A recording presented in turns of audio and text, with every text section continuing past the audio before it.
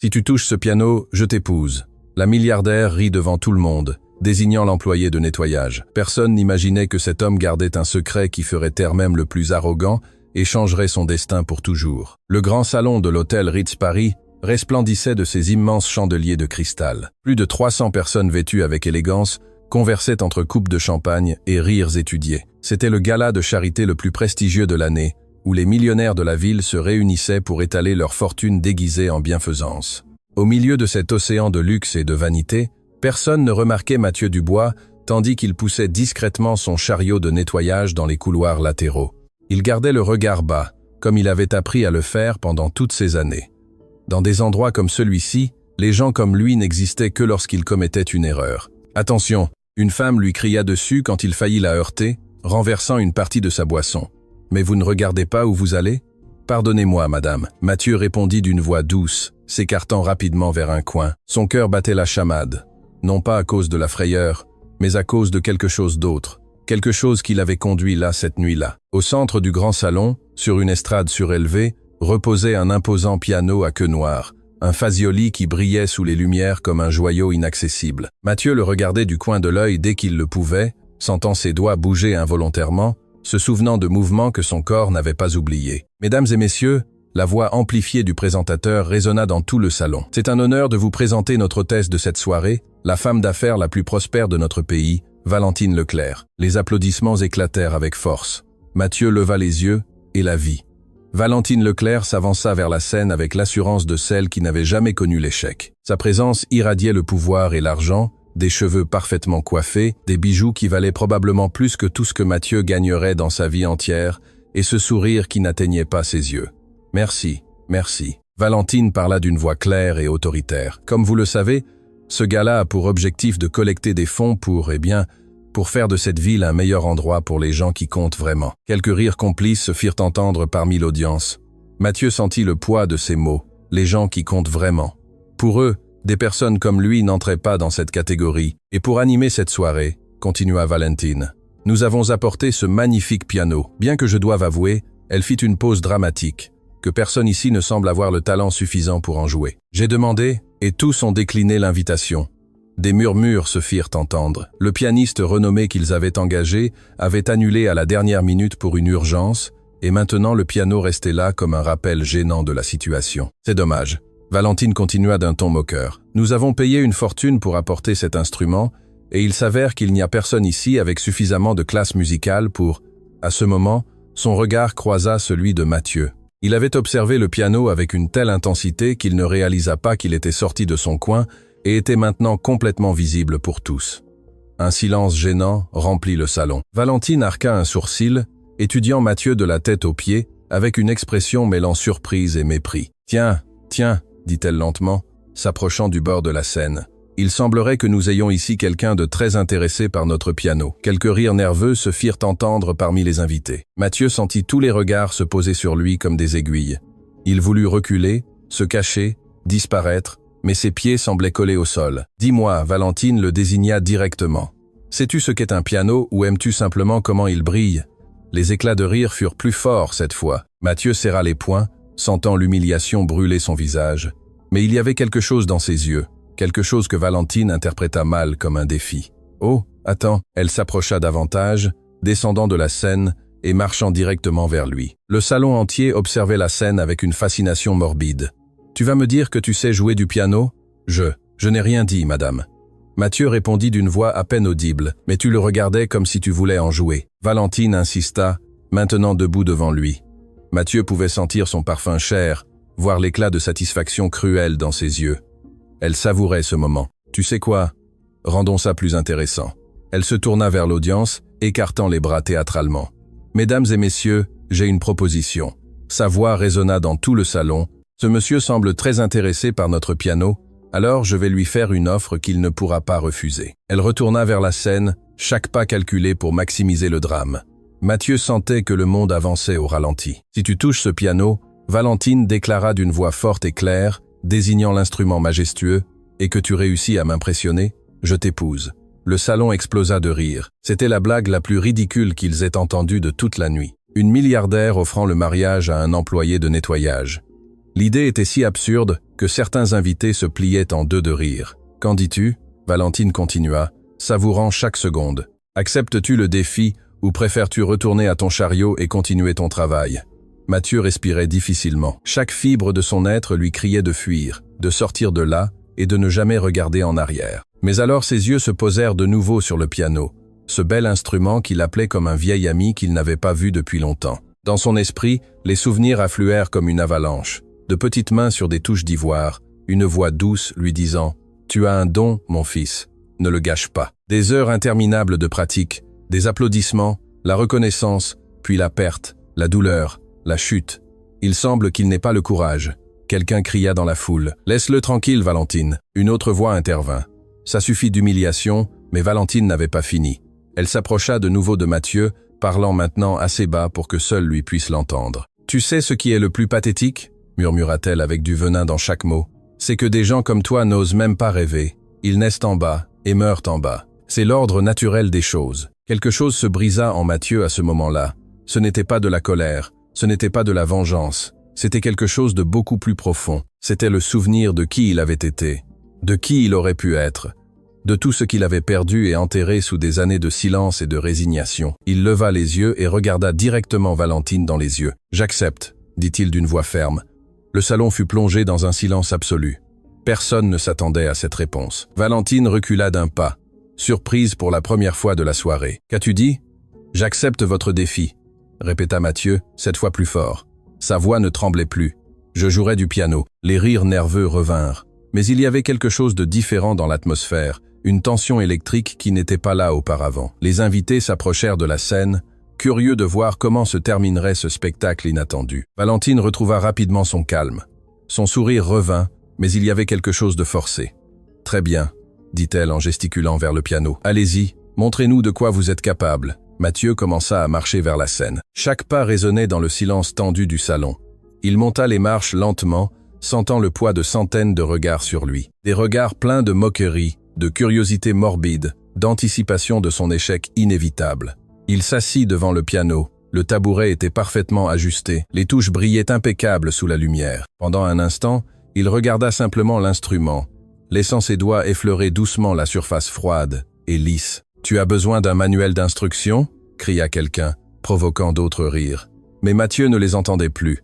Il ferma les yeux et respira profondément. Dans son esprit, il n'était plus dans ce salon rempli de gens cruels. Il était de retour ailleurs, à un autre moment, quand la musique était son langage et le piano sa voix. Ses mains se posèrent sur les touches. Le salon retint collectivement son souffle et alors Mathieu commença à jouer. La première note sortit pure, parfaite, résonnant dans tout l'espace avec une clarté cristalline. Puis la seconde et la troisième, ses doigts se déplaçaient sur les touches avec une fluidité qui semblait impossible, comme s'il n'avait jamais cessé de le faire. Il jouait le clair de lune de Debussy, l'une des pièces les plus belles et techniquement complexes jamais écrites. Les rires cessèrent instantanément. Les murmures moqueurs se transformèrent en un silence absolu, brisé uniquement par la musique qui s'écoulait du piano comme l'eau d'une source. Valentine, qui avait souri avec supériorité, sentit son expression se figer. Ses yeux s'ouvrirent avec incrédulité tandis qu'elle observait cet homme, cet employé de nettoyage qu'elle avait humilié, transformer le piano en une extension de son âme. Mathieu jouait les yeux fermés, complètement perdu dans la musique. Ses doigts dansaient sur les touches avec une maîtrise à couper le souffle. Ce n'était pas seulement une technique parfaite. Il y avait de l'émotion dans chaque note, de l'histoire dans chaque accord, douleur et beauté entrelacées dans une symphonie qui semblait raconter des secrets que les mots ne pourraient jamais exprimer. Des larmes commencèrent à couler sur les joues de certaines personnes dans l'audience. La musique était si belle, si pure, qu'elle touchait quelque chose de profond au cœur de ceux qui l'écoutaient. Quand il atteignit le crescendo de la pièce, le salon entier sembla retenir son souffle. Les notes montaient et descendaient comme des vagues dans l'océan, chacune plus puissante que la précédente, construisant un climax émotionnel qui fit trembler l'âme de chaque personne présente. Et alors, doucement, délicatement, Mathieu joua les dernières notes. La mélodie s'évanouit comme un soupir, laissant un silence si profond qu'on pouvait entendre les battements de cœur. Pendant plusieurs secondes, personne ne bougea, personne ne respira. Mathieu ouvrit lentement les yeux et regarda ses mains sur les touches, comme s'il ne pouvait croire que c'était elle qui avait créé cette magie. Alors, du fond du salon, quelqu'un commença à applaudir, puis un autre et un autre.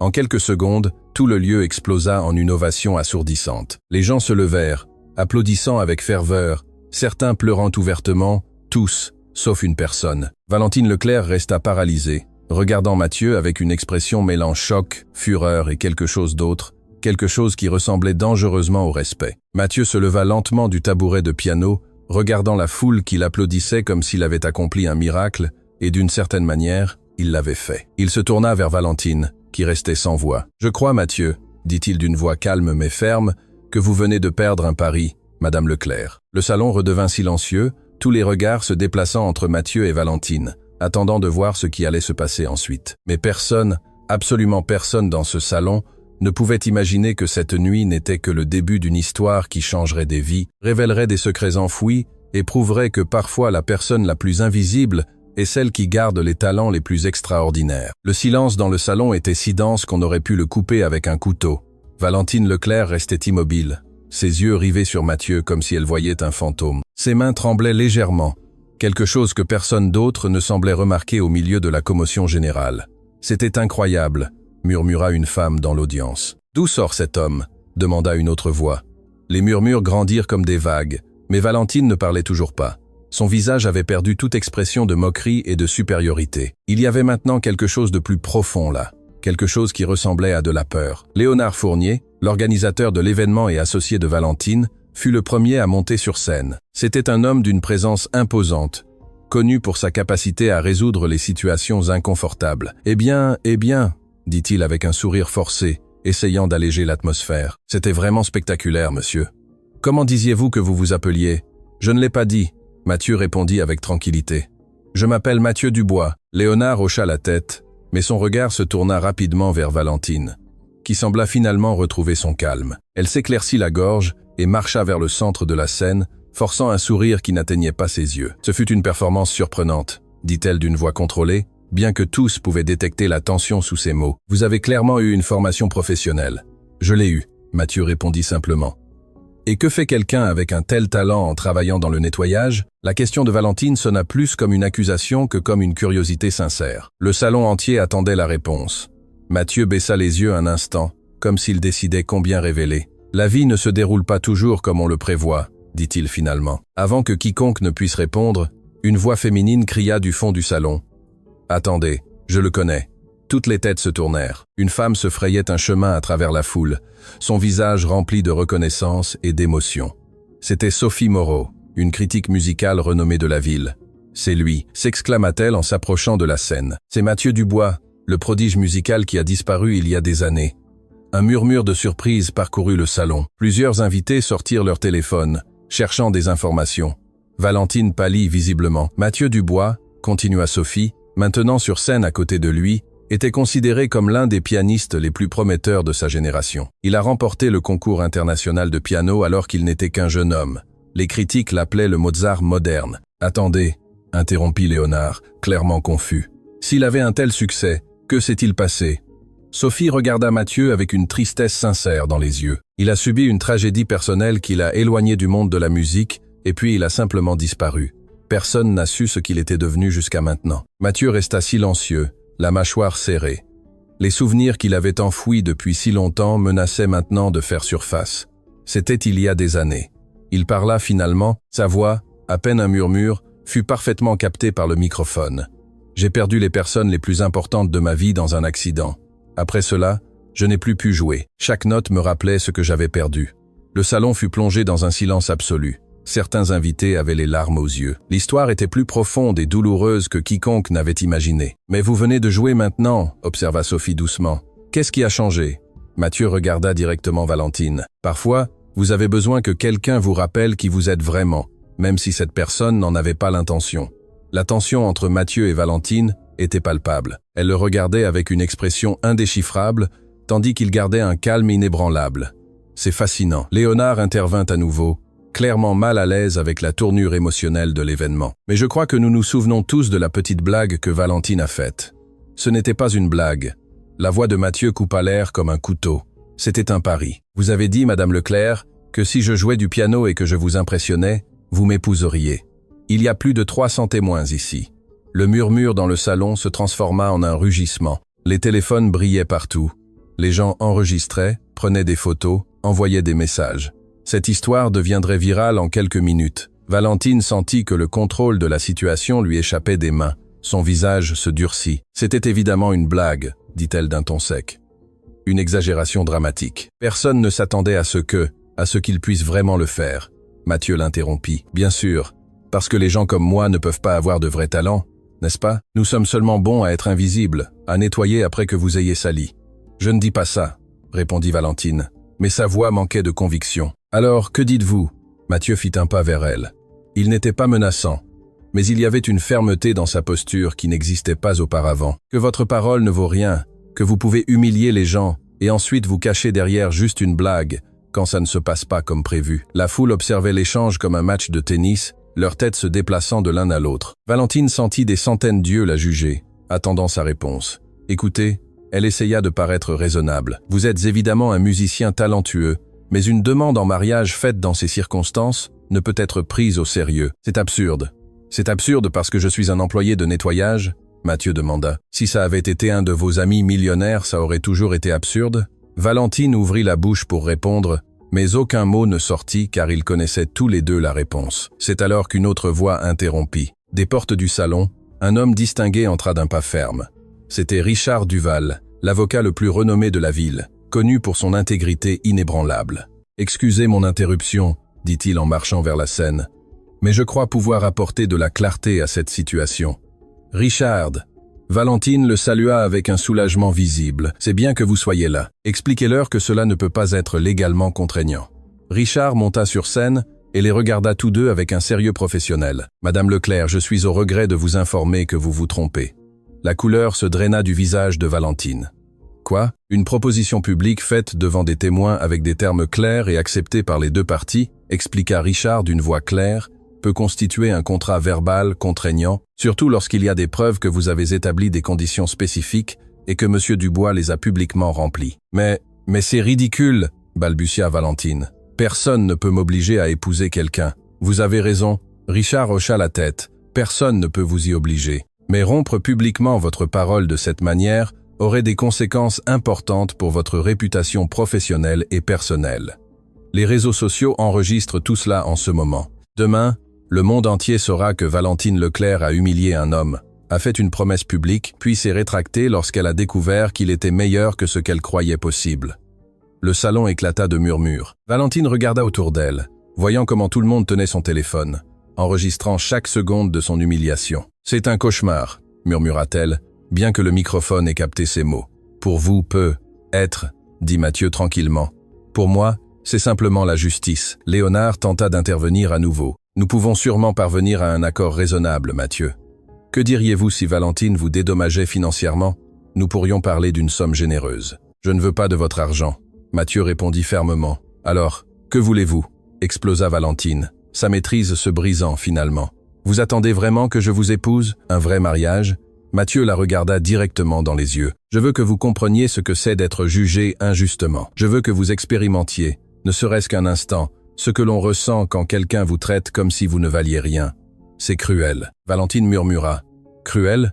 Mathieu fit un pas vers elle. « J'ai travaillé dans votre immeuble pendant des années. J'ai nettoyé votre bureau. J'ai vidé vos poubelles. J'ai été invisible pour vous. Et vous savez ce qui est le pire? C'est que vous ne m'avez même pas reconnu ce soir.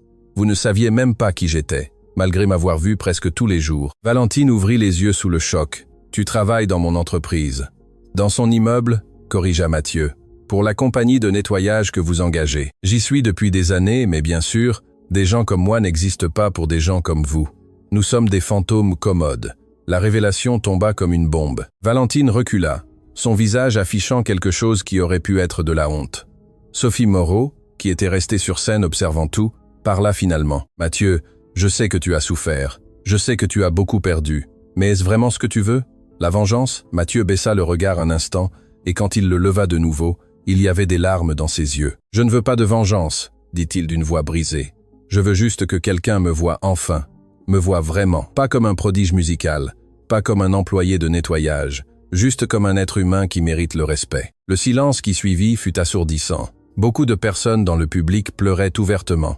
Maintenant, l'honnêteté crue de Mathieu avait touché quelque chose de profond en tous les présents. Valentine était paralysée, des larmes coulant sur son visage parfaitement maquillé. Pour la première fois de sa vie, Elle n'avait pas de mots, pas de réponse, pas de contrôle. « J'ai une proposition. » Richard parla à nouveau. « Madame Leclerc, Monsieur Dubois, que diriez-vous si je vous donnais le temps de parler en privé, de discuter de cela rationnellement, loin des caméras et des jugements publics ?» Mathieu regarda Valentine, qui hocha faiblement la tête. D'accord, il accepta. Léonard annonça rapidement au microphone. « Mesdames et messieurs, nous allons faire une brève pause. Veuillez profiter des rafraîchissements dans le salon attenant pendant que nous réglons cette situation. » La foule commença à se déplacer, bien que personne ne voulût vraiment partir. Les murmures étaient assourdissants, les spéculations volaient.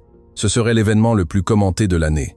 Richard guida Mathieu et Valentine vers une salle privée en dehors du grand salon. Une fois là, il ferma la porte, les laissant seuls. Valentine s'effondra sur une chaise, sa maîtrise complètement brisée. Mathieu resta debout, l'observant. « Pourquoi ?» demanda-t-elle finalement d'une voix cassée. « Pourquoi as-tu accepté?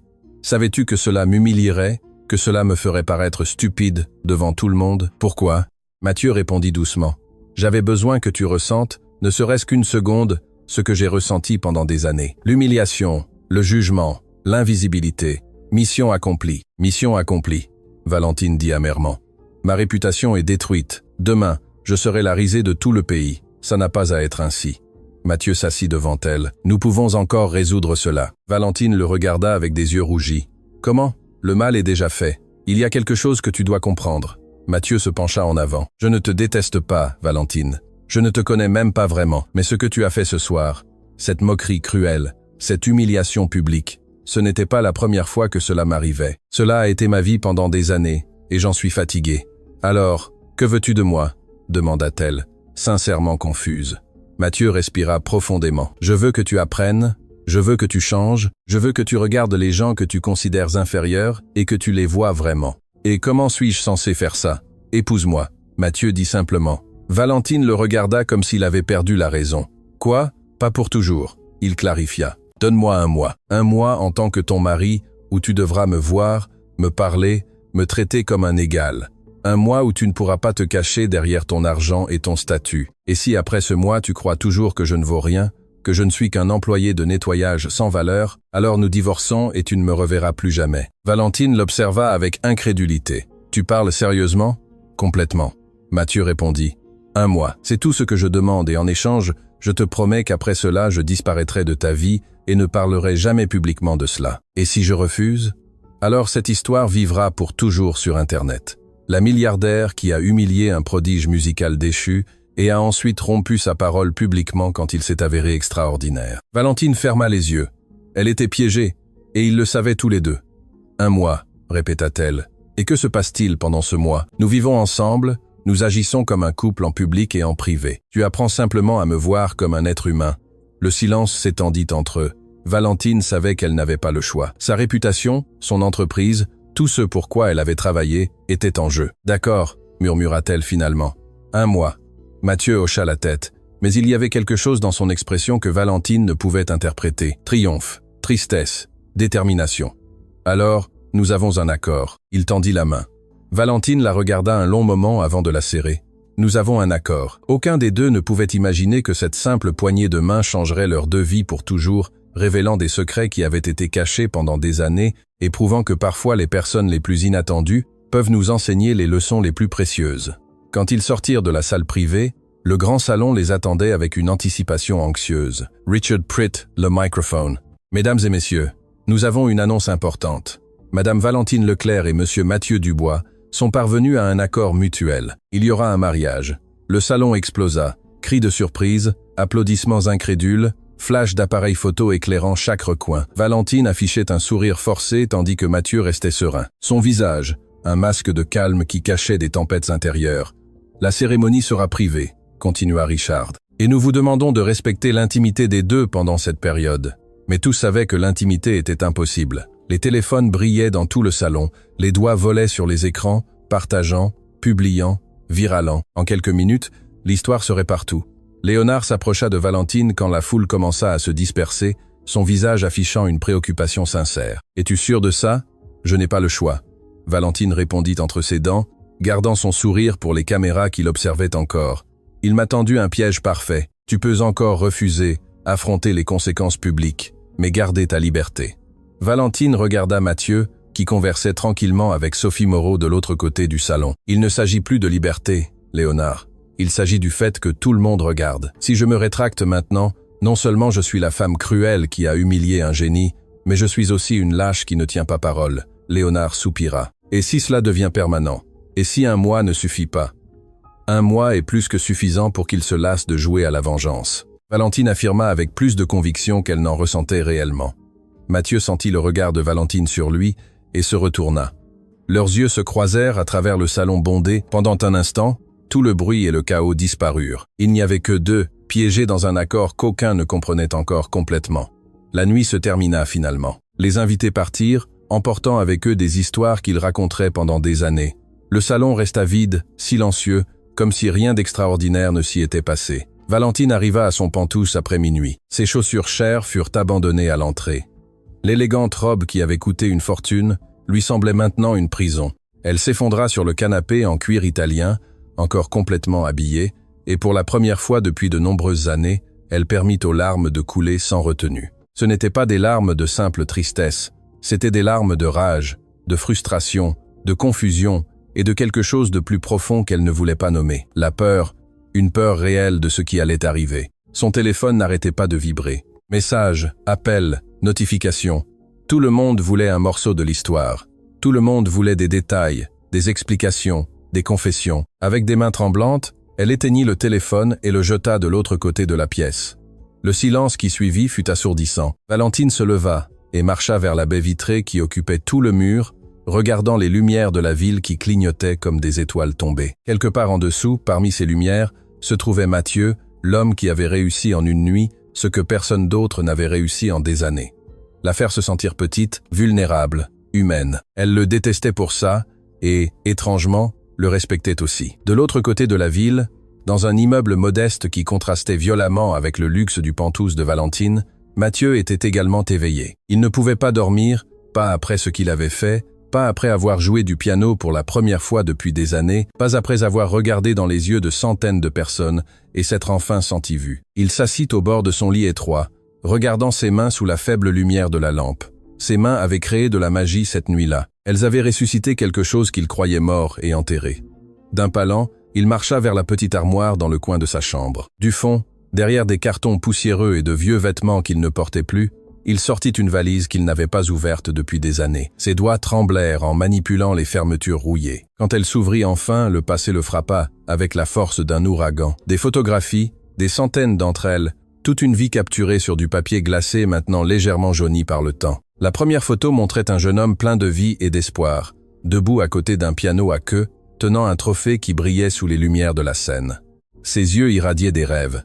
Mathieu pouvait à peine reconnaître cette personne. Il ressemblait à quelqu'un d'un autre monde, d'une autre vie. Il continua à chercher parmi les photos, chacune un coup de poignard dans son cœur, jusqu'à ce qu'il trouve celle qu'il savait être là. Une femme d'une beauté simple mais radieuse l'étreignait sur l'image. Hélène, sa femme. Ses yeux noisettes brillaient d'un amour pur. Son sourire était si sincère que Mathieu sentit son cœur se comprimer douloureusement. « Hélène », murmura-t-il dans l'air vide, sa voix se brisant. « Mon Dieu, Hélène, qu'ai-je fait ?» Des larmes commencèrent à couler, tachant la photographie.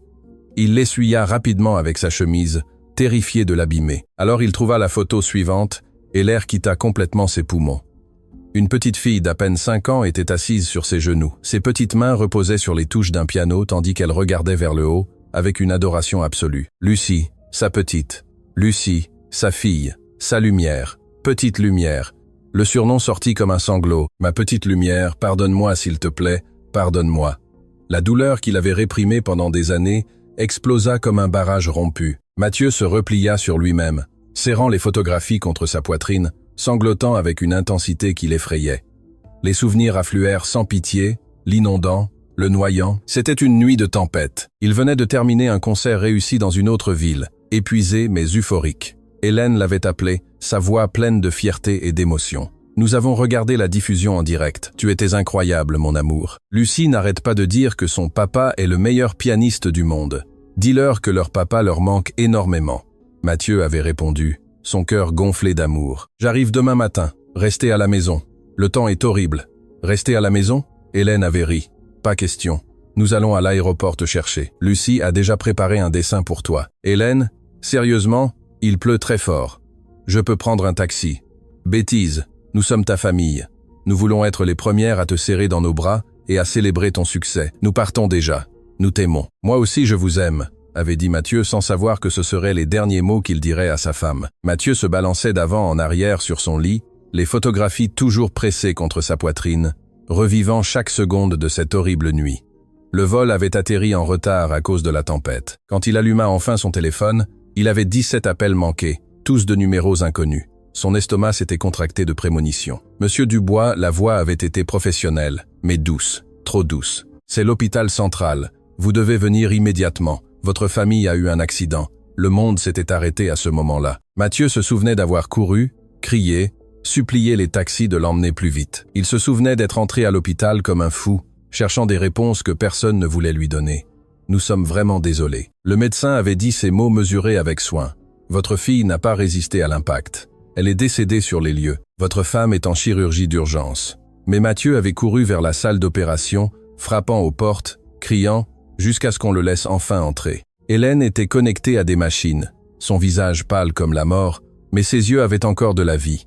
Quand elle le vit, elle essaya de sourire. Mathieu, sa voix n'était qu'un murmure. « Lucie, notre Lucie. Chut, ne parle pas. » Mathieu avait pris sa main, des larmes coulant sans contrôle. « Tu vas t'en sortir.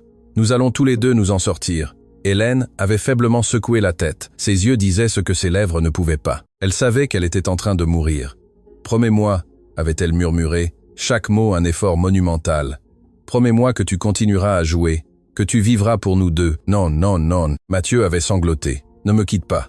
S'il te plaît, Hélène, ne me quitte pas. » Mais elle ne pouvait plus l'entendre. Ses yeux se fermèrent doucement, sa main se relâcha dans la sienne, et la machine commença à émettre ce son horrible, continu, qui signifiait que tout était fini. Mathieu cria dans sa petite chambre, le son étouffé contre les photographies. Il pleura comme il n'avait pas pleuré depuis la nuit des funérailles. Il pleura pour Hélène, pour Lucie, pour toutes les années qu'ils auraient dû avoir ensemble, pour tous les moments qui leur avaient été volés. « Je vous ai promis de vivre », dit-il entre deux sanglots. « Mais je n'ai fait qu'exister. J'ai été un fantôme, Hélène, un lâche qui n'a pas eu le courage de vivre vraiment, parce que vivre sans vous fait trop mal. » Le téléphone sonna, le faisant sursauter.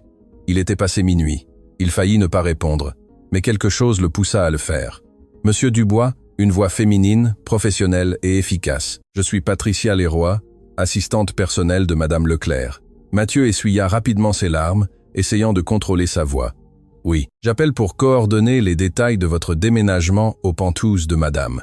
Elle souhaite que tout soit fait demain matin. » Demain, Mathieu regarda autour de son petit appartement, le seul refuge qu'il avait connu pendant des années. « N'est-ce pas un peu tôt ? Madame Leclerc préfère gérer les situations avec efficacité. » Patricia répondit d'un ton qui n'admettait pas de débat. « Une voiture viendra vous chercher à 9 h du matin. Veuillez n'apporter que l'essentiel. L'essentiel. » Mathieu regarda les photographies éparpillées sur son lit. Qu'était essentiel quand on avait perdu tout ce qu'on aimait, compris. Il répondit finalement. « Excellent. Ah, une chose de plus, monsieur Dubois. Le mariage civil aura lieu dans 2 jours. Seuls les témoins nécessaires seront présents. Ensuite, il y aura une séance photo pour les médias. » Séance photo. L'idée lui semblait absurde. Madame Leclerc est une figure publique importante. Elle doit contrôler le récit de cette situation. J'espère que vous comprenez. Mathieu comprenait parfaitement. Pour Valentine, il s'agissait toujours d'un problème d'entreprise qui devait être géré avec une précision chirurgicale. Pas un vrai mariage, pas une connexion humaine, juste de la gestion de crise. « Autre chose ?» demanda-t-il, voulant mettre fin à l'appel. « Non, monsieur. Bonne nuit. » Quand il raccrocha, Mathieu resta longtemps à regarder son téléphone. Dans 2 jours, il épouserait une femme qui le méprisait, une femme qui l'avait forcé à cet accord, une femme qui le haïssait probablement de toutes les fibres de son être. Qu'est-ce qu'il était en train de faire? Il rangea soigneusement les photographies et les remit dans la valise, n'en laissant qu'une dehors. La photo d'Hélène et Lucie ensemble, souriante à l'appareil photo, heureuse et innocente, sans savoir qu'il ne leur restait que quelques jours à vivre. « Je ne sais pas si c'est la bonne chose à faire », dit-il aux images. « Je ne sais pas si c'est ce que tu aurais voulu, Hélène, mais j'avais besoin de ressentir quelque chose. J'avais besoin de prouver que j'existe encore, que je compte encore. » Les visages souriants sur la photo n'offraient pas de réponse. Ils le regardaient simplement avec un amour éternel et silencieux. Cette nuit-là, ni Mathieu ni Valentine ne dormirent. Tous deux étaient éveillés dans leurs espaces respectifs, digérant ce qui s'était passé, terrifiés par ce qui allait arriver. Valentine regardait le contrat de mariage que Richard lui avait envoyé. Termes, conditions, clause de sortie, tout si clinique, si dépourvue d'émotions réelles, comme il se devait. Alors pourquoi se sentait-elle si vide? Mathieu rangeait les photographies, emballant sa vie dans 2 petites valises. Tout ce qu'il possédait au monde tenait dans 2 sacs, tandis que Valentine avait un pantouse de 2 étages rempli de choses qu'elle n'utilisait probablement jamais. L'ironie ne lui échappait pas. Quand l'aube arriva finalement, ils l'observèrent tous deux depuis leur fenêtre. Valentine depuis sa tour de verre, regardant vers le bas. Mathieu depuis son modeste appartement, regardant vers le haut. En moins de 24 heures, leur monde allait entrer en collision de manière qu'aucun ne pouvait anticiper. Des secrets seraient révélés, des blessures seraient exposées, et ils devraient tous les deux décider si ce mariage forcé serait leur destruction ou leur salut. Le soleil se leva sur la ville, indifférent au drame humain qui se déroulait sous sa lumière. Un nouveau chapitre était sur le point de commencer et aucun des deux n'était prêt pour ce qui allait arriver. La voiture noire arriva exactement à 9 heures du matin. Le chauffeur, un homme d'âge moyen avec une expression neutre, aida Mathieu avec ses 2 petites valises. Il ne posa aucune question sur la raison pour laquelle quelqu'un avait si peu d'affaires. Les riches payaient pour la discrétion, pas pour la conversation. Pendant le trajet vers le quartier chic, Mathieu regarda par la fenêtre comment son monde s'éloignait et un tout nouveau se rapprochait. Des immeubles modestes firent place à des tours de verre. Des rues bruyantes se transformèrent en avenues impeccables. C'était comme traverser une frontière invisible entre 2 univers qui ne devaient jamais se toucher. Quand l'ascenseur s'ouvrit directement dans le pantouse de Valentine, Mathieu sentit qu'il entrait dans un musée, pas dans une maison. Tout était parfaitement blanc, noir ou gris. Pas une photographie sur les murs, pas une plante qui apportait de la vie, pas un seul objet déplacé. « Tu es arrivé », la voix de Valentine le fit sursauter. Elle apparut de ce qui semblait être la cuisine, vêtue décontractée avec des vêtements de sport élégants, mais sans maquillage. Les cernes sous ses yeux trahissaient qu'elle n'avait pas dormi non plus. « Ta chambre est au 2e étage », dit-elle d'un ton professionnel, évitant son regard. « Patricia te montrera tout. J'ai des réunions virtuelles toute la matinée. »« Valentine, attends. » Mathieu laissa ses valises. « Nous devons parler d'eux. Il n'y a rien à dire. » Elle l'interrompit brusquement. « Nous avons un accord. 1 mois. Après cela, chacun suit son chemin. En attendant, nous gardons les apparences en public et nous nous ignorons en privé. » Nous ignorer? Mathieu fit un pas vers elle. « Ce mois n'était-il pas censé être pour que nous nous connaissions? C'était ton idée, pas la mienne. » Valentine le regarda finalement directement. Ses yeux montraient plus que de la froideur. Ils montraient de la peur. « Je ne fais que respecter ma part du marché. N'attends pas de moi que je fasse semblant que c'est autre chose que ce que c'est. » Avant que Mathieu ne puisse répondre, le son de l'interphone interrompit. Valentine appuya sur un bouton au mur. « Oui, Madame Leclerc, vous avez une visite. » La voix du portier semblait inhabituellement nerveuse. Elle dit que c'est urgent. « C'est Adeline Leclerc. » La couleur se draina complètement du visage de Valentine. Ses mains commencèrent à trembler visiblement. « Qui est Adeline ?» Mathieu demanda, alarmé par sa réaction. « Ma sœur ?» Valentine murmura comme si les mots lui brûlaient la gorge. « Nous ne nous sommes pas parlé depuis des années. Que dois-je faire, madame ?» demanda le portier par l'interphone. Valentine ferma les yeux, respirant profondément. « Laissez-la monter. » Les minutes qui suivirent furent tendues. Valentine marchait de long en large, visiblement agitée. Mathieu ne l'avait jamais vue ainsi, si incontrôlable, si humaine. Quand l'ascenseur s'ouvrit, une femme d'environ le même âge que Valentine entra. La ressemblance était indéniable, mais tandis que Valentine irradiait une froideur calculée, cette femme avait de la chaleur dans les yeux. Elle était vêtue simplement, sans marques ostentatoires ni bijoux chers. « Bonjour, Val. » Adeline parla la première, sa voix douce mais ferme. « Que fais-tu ici ?» Valentine demanda sans lui rendre son salut. « J'ai vu les informations. Tout le pays a vu les informations. Ma sœur épouse un inconnu après l'avoir publiquement humilié. Tu pensais vraiment que je ne viendrais pas ? Tu n'es pas la bienvenue ici. » Valentine dit sèchement. « Non, après ce que tu as fait. Ce que j'ai fait. » Adeline rit amèrement. « Val, des années ont passé. Quand vas-tu arrêter de me blâmer ? Jamais. » Valentine explosa. Sa maîtrise se brisa finalement. « Tu as détruit notre famille. À cause de toi, papa. » Elle s'arrêta brusquement, réalisant que Mathieu écoutait tout. Les larmes coulaient librement sur son visage. Maintenant, Adeline se tourna vers Mathieu, l'évaluant d'un regard perçant. « Vous devez être Mathieu Dubois, le pianiste. »« Oui, » Mathieu répondit, complètement perdu dans la dynamique familiale. « Savez-vous pourquoi ma sœur est comme ça ?» Adeline demanda. « Pourquoi elle a construit des murs si hauts autour de son cœur ?» Adeline n'ose pas. Valentine avertit d'une voix tremblante, mais Adeline continua de l'ignorer. « Notre famille était différente avant. Notre père avait une petite entreprise mais prospère. Nous étions heureux, normaux. Alors j'ai fait une erreur. » « Une erreur ?» Valentine cracha les mots. « Appelles-tu voler des millions à l'entreprise familiale une erreur ?» Mathieu ouvrit les yeux de surprise. Adeline baissa le regard, clairement honteuse. « Je n'ai pas volé, dit-elle doucement.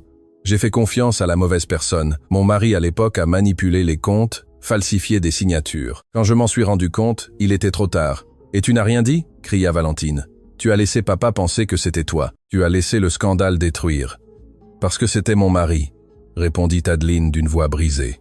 « Parce que je pensais pouvoir protéger ce qui restait de la famille en assumant la faute. Je pensais que papa finirait par comprendre, mais il ne l'a pas fait, papa. » murmura Valentine. Le scandale l'a achevé. Le stress, la honte, la perte de son entreprise, tout cela l'a tué. Le silence qui suivit fut dévastateur. Mathieu sentit qu'il était témoin de blessures si profondes que même le temps n'avait pas réussi à les guérir. « C'est pour ça que tu es devenue comme ça », dit Adeline doucement. « Tu as travaillé comme une folle pour reconstruire le nom Leclerc, pour prouver que notre famille valait encore quelque chose. Et en cours de route, tu as oublié comment être humaine. Et toi, que sais-tu d'être humaine ?» répliqua Valentine. « Tu es partie. Tu as disparu pendant des années pendant que je portais tout seul. Je suis partie parce que tu m'as mise à la porte, » corrigea Adeline. « Tu as dit que tu ne voulais plus jamais me revoir, que j'étais morte pour toi. » Valentine se détourna, incapable de faire face à sa sœur. « Pourquoi reviens-tu maintenant après tout ce temps ?»« Parce que j'ai vu ton visage dans cette vidéo. » Adeline s'approcha d'elle. « J'ai vu comment cet homme a joué du piano et comment tu le regardais. Et pour la première fois depuis des années, j'ai vu quelque chose dans tes yeux. De la peur, oui, mais aussi. » Valentine essuya furieusement ses larmes. « Tu ne sais rien de moi. Je sais que tu épouses un étranger dans 2 jours. » Adeline fit remarquer. « Je sais que quelque chose dans ce gars-là t'a suffisamment secoué pour que tu acceptes quelque chose de complètement fou. Et je sais que la sœur que j'ai connue, celle qui rêvait autrefois d'amour véritable et de famille, est toujours là, quelque part. » Mathieu observait l'échange, le cœur serré. Valentine, la femme froide et calculatrice qu'il avait publiquement humiliée, était en réalité quelqu'un de profondément blessé, quelqu'un qui avait autant perdu que lui. « Adeline, s'il te plaît, pars, » dit Valentine d'une voix fatiguée. « Je ne peux pas faire ça maintenant. » « D'accord. » Adeline hocha la tête. « Mais avant de partir, je dois te dire quelque chose que j'aurais dû dire il y a des années. Je suis désolé. Désolé d'avoir fait confiance à la mauvaise personne. Désolé de ne pas avoir été plus forte. Désolé que papa soit mort en pensant que je l'avais trahi. Et je suis désolé que nous ayons perdu toutes ces années d'être sœurs. » Elle se retourna pour partir, mais alors elle vit les valises de Mathieu à l'entrée.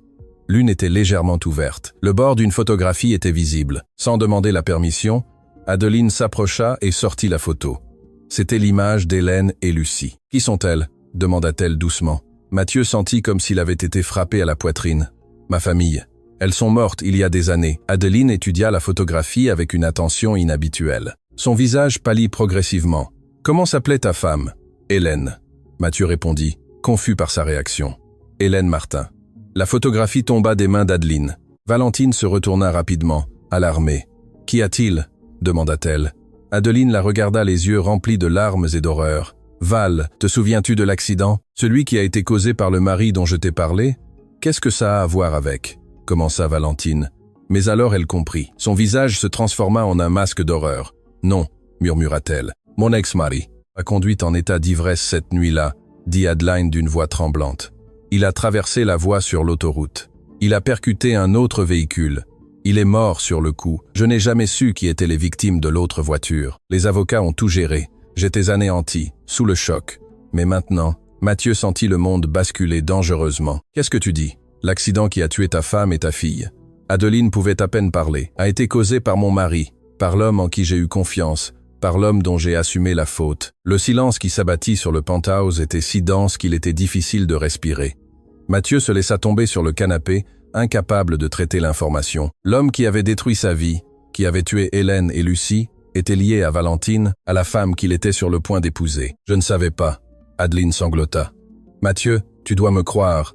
Je ne savais pas que des victimes, qu'une famille avait été détruite. Mais tu le savais, » dit Mathieu d'une voix creuse. « Tu savais que ton mari conduisait en état d'ivresse. Tu savais qu'il avait percuté quelqu'un. Tu n'as juste pas voulu savoir qui c'était. »« Ce n'est pas vrai, » cria Adeline. « Ça m'importait. Mais j'étais brisé. Toute ma vie s'est effondrée cette nuit-là. J'ai perdu mon mariage, ma famille, mon père. Et moi, qu'ai-je perdu ?» Mathieu se leva, sa voix tremblante d'émotion contenue. « J'ai perdu ma femme. J'ai perdu ma fille de 5 ans. Lucie avait 5 ans et elle est morte parce que ton mari a décidé de boire et de conduire. » Valentine était paralysée, regardant alternativement sa sœur et Mathieu. Les pièces du puzzle s'assemblaient d'horribles manières. « C'est pour ça que tu as quitté la musique. murmura-t-elle. C'est pour ça que tu as disparu. C'est pour ça. C'est pour ça que je suis devenu invisible, Mathieu termina. Parce que vivre avec cette douleur était impossible. Chaque jour où je me réveillais était une trahison envers elle. Comment osais-je continuer à respirer quand elle ne pouvait pas? Adeline s'approcha de lui, les mains tremblantes. Mathieu, s'il te plaît, il n'y a pas de mots pour exprimer à quel point je suis désolé. J'ai vécu avec la culpabilité toutes ces années pour ce que mon mari a fait, mais je n'ai jamais su. Je n'ai jamais imaginé. Pars, Mathieu dit d'une voix froide et contrôlée. Pars avant que je ne dise quelque chose que je ne pourrais pas retirer. Mathieu, pars, cria-t-il finalement, perdant son calme. Adeline recula, des larmes coulant sur son visage. Elle regarda Valentine une dernière fois avant d'entrer dans l'ascenseur. Les portes se refermèrent, la laissant disparaître. Le silence qui suivit était insupportable. Valentine et Mathieu se regardaient des côtés opposés de la pièce, un abîme nouvellement découvert les séparant. Je ne savais pas.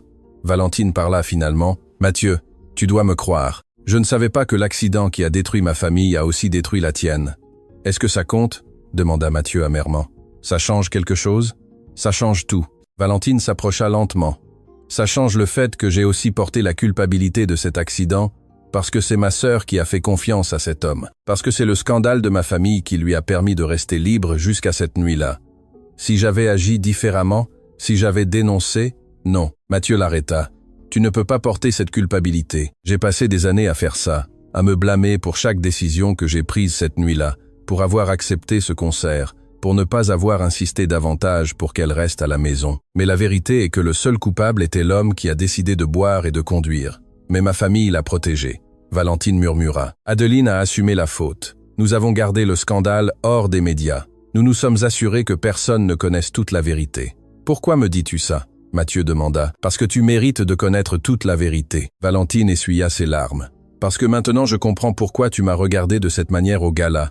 Ce n'était pas seulement de la vengeance. C'était la douleur reconnaissant la douleur. Deux personnes brisées se heurtant au pire moment possible. Mathieu se rassit, épuisé émotionnellement et physiquement. Que faisons-nous maintenant? Je ne sais pas. Valentine admit, s'asseyant à côté de lui, mais en gardant ses distances. Le contrat dit que nous nous marions dans 2 jours. Mais après ça quoi? Mathieu la regarda. Nous annulons tout. Nous faisons semblant que cette horrible connexion n'existe pas. Connexion?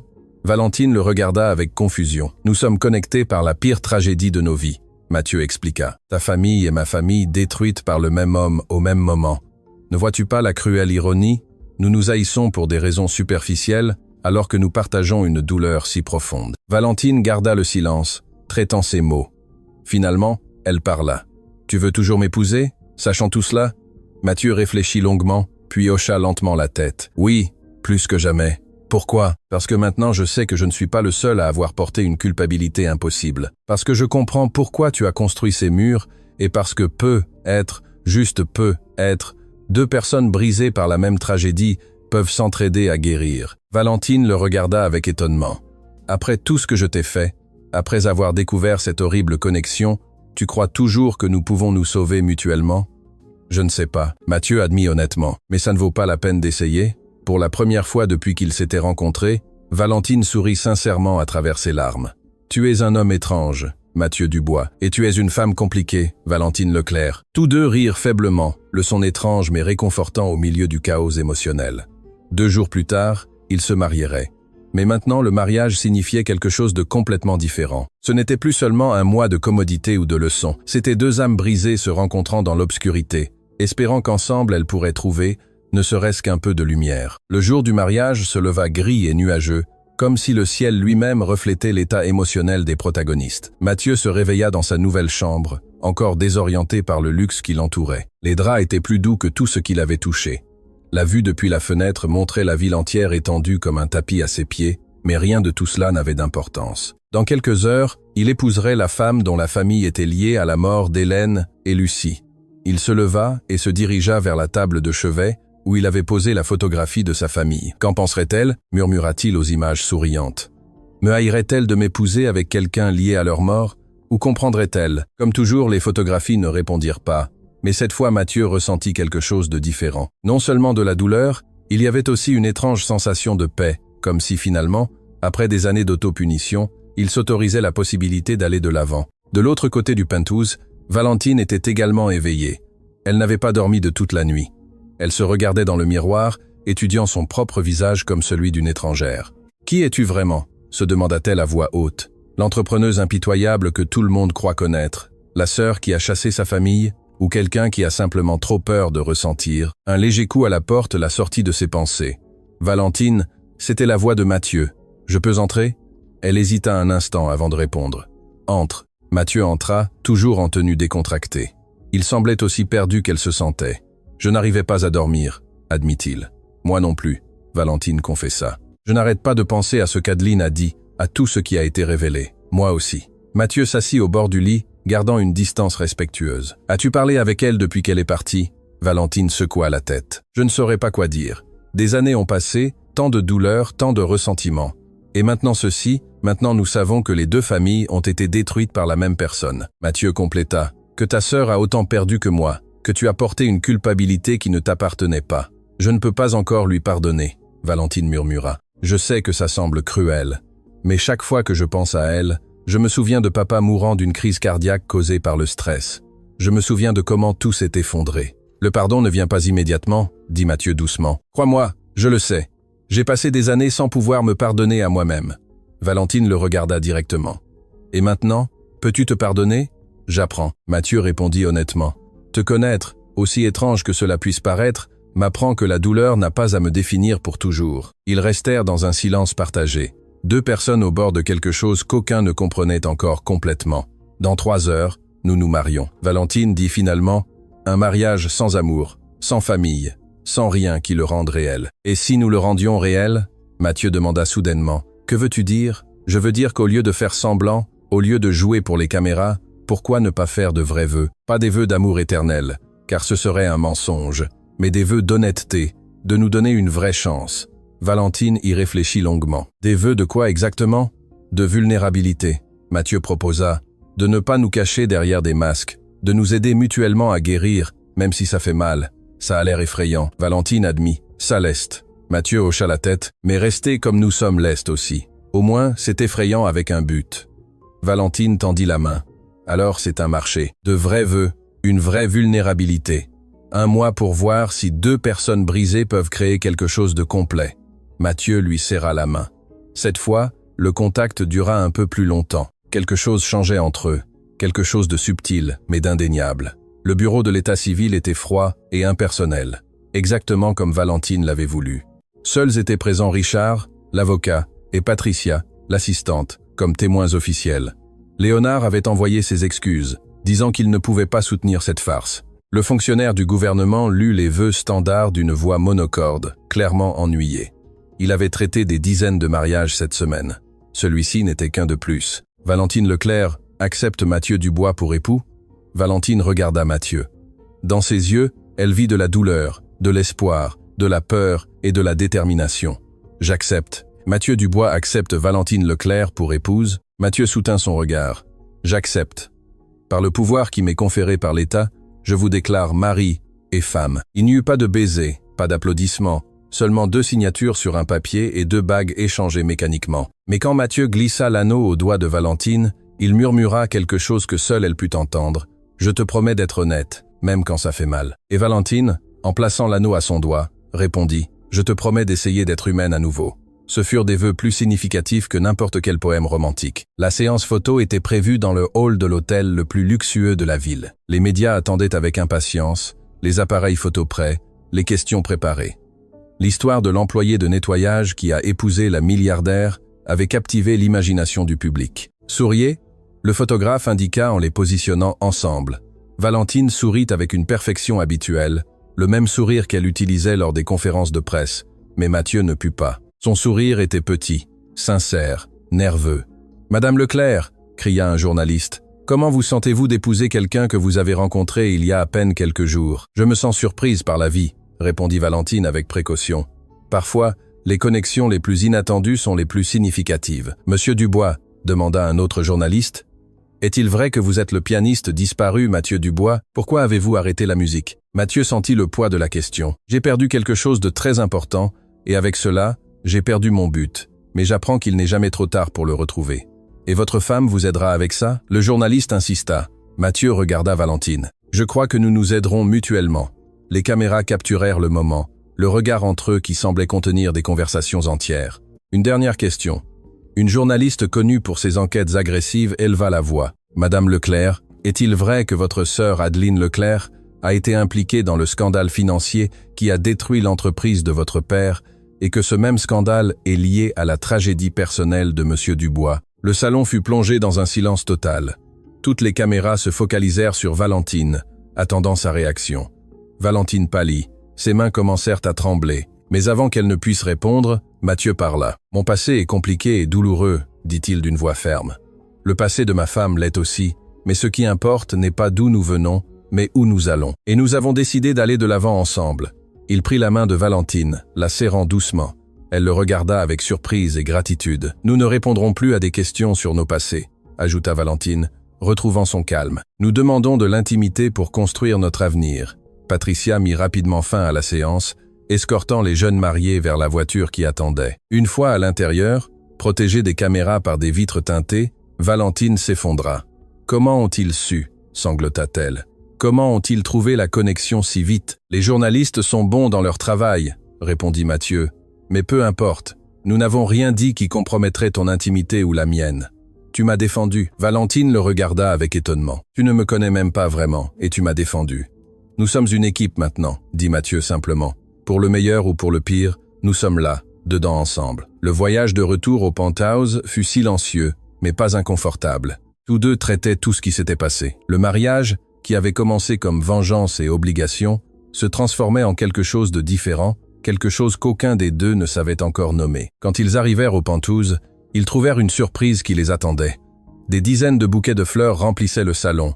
Roses, lys, tournesol, l'espace froid et minimaliste s'était transformé en un jardin. « Qui a envoyé tout ça ?» demanda Valentine, cherchant des cartes. Mathieu en trouva une. Son visage se transforma complètement en lisant le message. « Qu'est-ce que ça dit ?» demanda Valentine en s'approchant. Mathieu lui montra la carte. L'écriture était élégante mais tremblante.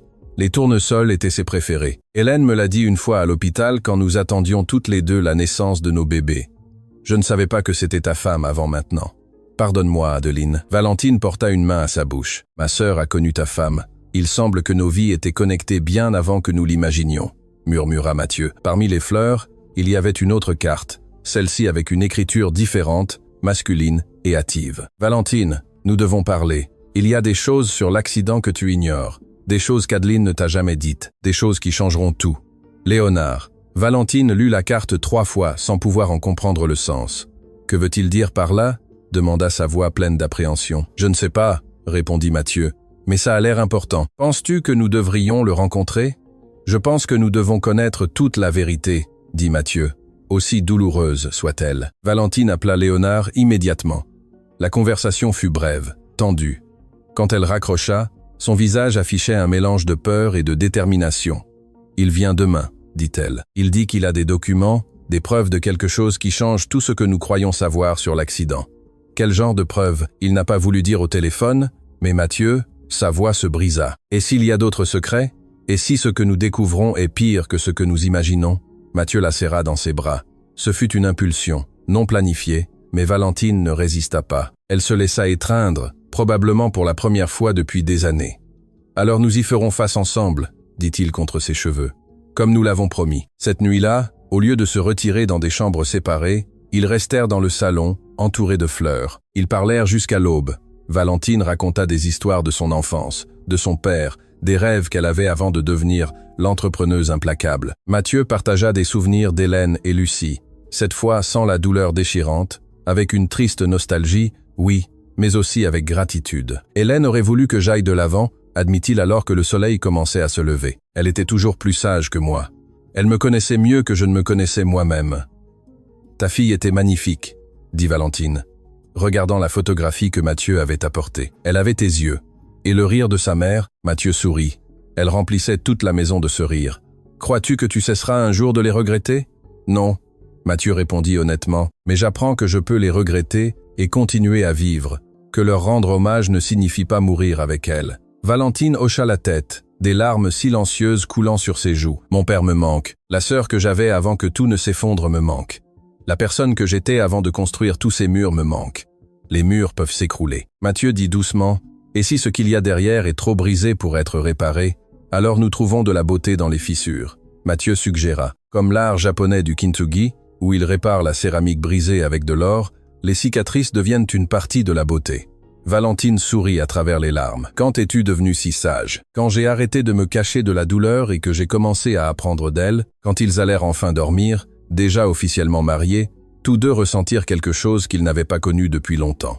L'espoir, fragile, terrifiant, mais réel. Mais aucun des deux ne pouvait imaginer que les révélations de Léonard le lendemain ébranleraient les fondations de tout ce qu'ils croyaient savoir, que des secrets enfouis pendant des années étaient sur le point de sortir de l'ombre et que la vérité, lorsqu'elle émergerait enfin, changerait non seulement leur passé, mais aussi leur avenir ensemble. Le premier jour de leur mariage s'était terminé avec deux personnes moins seules qu'elles ne l'avaient été depuis des années, mais le deuxième jour apporterait des révélations qui mettraient à l'épreuve tout ce qui avait été construit. La tempête ne faisait que commencer.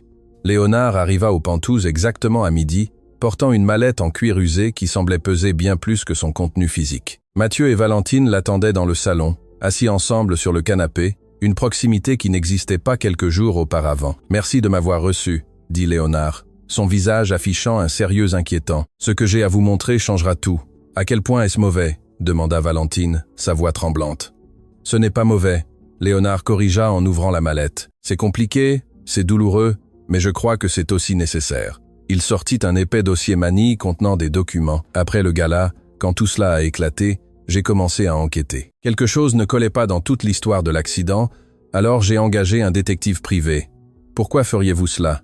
demanda Mathieu confus. « Parce que je te connais, Valentine. » Léonard la regarda directement. « Je sais comment fonctionne ton esprit. Je sais que ce mariage, aussi forcé qu'il puisse paraître, te change. Et je voulais m'assurer que la base de tout soit la vérité complète, pas des demi-vérités. » Valentine déglutit. « Qu'avez-vous trouvé ?» Léonard déposa plusieurs documents sur la table basse.